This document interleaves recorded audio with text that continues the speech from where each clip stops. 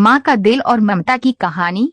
रमेश अब बड़ा हो गया था, पढ़ लिख कर अब उसकी एक अच्छी सी नौकरी एक शहर में लग गई थी। कुछ दिनों के बाद उसके माँ बाप के उसकी शादी एक सुंदर और सुशील लड़की से करा दिया, जो कि वो भी नौकरी करती थी। अब रमेश और पत्नी दोनों जॉब करते हुए एक साथ ही शहर में बस गए थे। कुछ दिनों के पश्चात रमेश के पिताजी भी अब इस दुनिया को छोड़कर चले गए, जिसके बाद उसकी माँ एकदम से अकेले सी हो गई थी। जिसके बाद कुछ दिनों के बाद रमेश अपनी माँ को अपने साथ रहने के लिए शहर ले आया।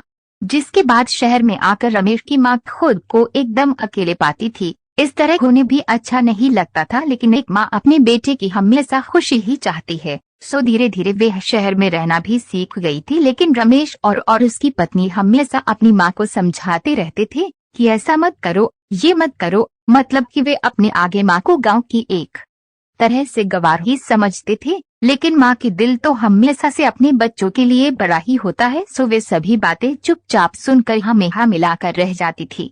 एक दिन की बात है, सुबह रमेश की पत्नी को ऑफिस जल्दी जाना था। सो वह सब कुछ जल्दी से तैयार करके रमेश का खाना पैक करके ऑफिस चली गई।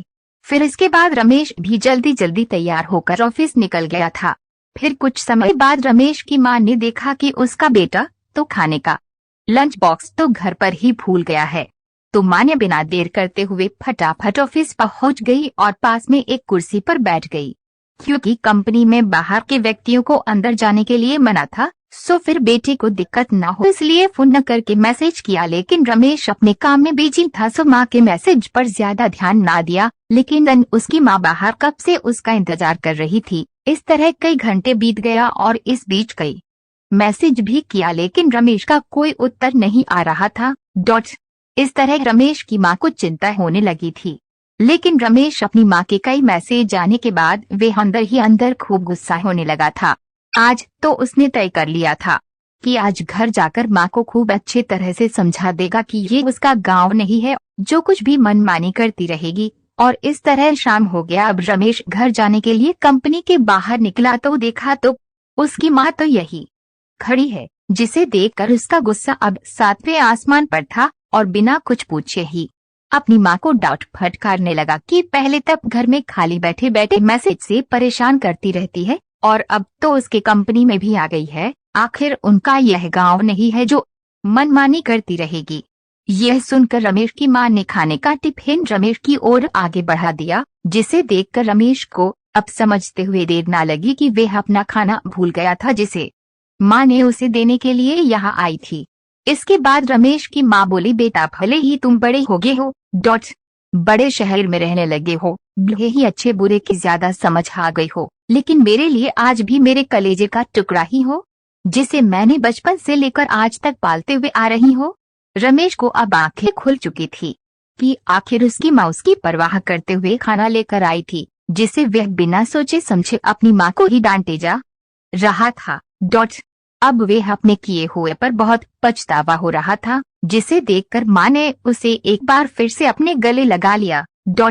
और इस तरह रमेश अब आगे से खुद को माँ के लिए बदल लिया था। अब उनकी पहले से ज्यादा अच्छे से देखभाल करने लगा था, जिसके बाद माँ को अब शहर भी अच्छा लगने लगा था, क्योंकि अब उसका बेटा फिर से उसे मिल गया था। कहानी से शिक्षा। इस कहानी से यही शिक्षा मिलती है कि एक तरफ है जहाँ हम पढ़ लिख कर खुद को ज्यादा ही समझदार समझने लगते थे, जिससे जाने अनजाने में माता पिता के बातों को गलत साबित करने में लग जाते हैं। लेकिन हम सभी ये भूल जाते हैं, जिस माँ बाप ने अपने बच्चों को खुशियों के लिए अपनी खुशियों तक का त्याग कर दिए हो, वो भला माँ बाप अपने बच्चों का कैसे बुरा कर सकते हैं। हर माँ बाप की यही इच्छा होती है कि उनके संतान उनकी बुढ़ापे की लाठी बने, लेकिन विकास की अंधी दौड़ में हम सभी अपनी मूलों को भूलते जा रहे हैं, जो कि बहुत ही सोचनीय है। अगर हमारे माँ बाप हमें पाल सकते हैं तो हम उन्हें बुढ़ापे में उन्हें क्यों ही पाल सकते हैं। यही तो हर माँ बाप की इच्छा होती है। तो आप सभी अपने माँ बाप की उम्मीदों पर जरूर खरे उतरे। तो आप सबको ये पोस्ट माँ की ममता की कहानी कैसा लगा कमेंट में जरूर बताएं और इसे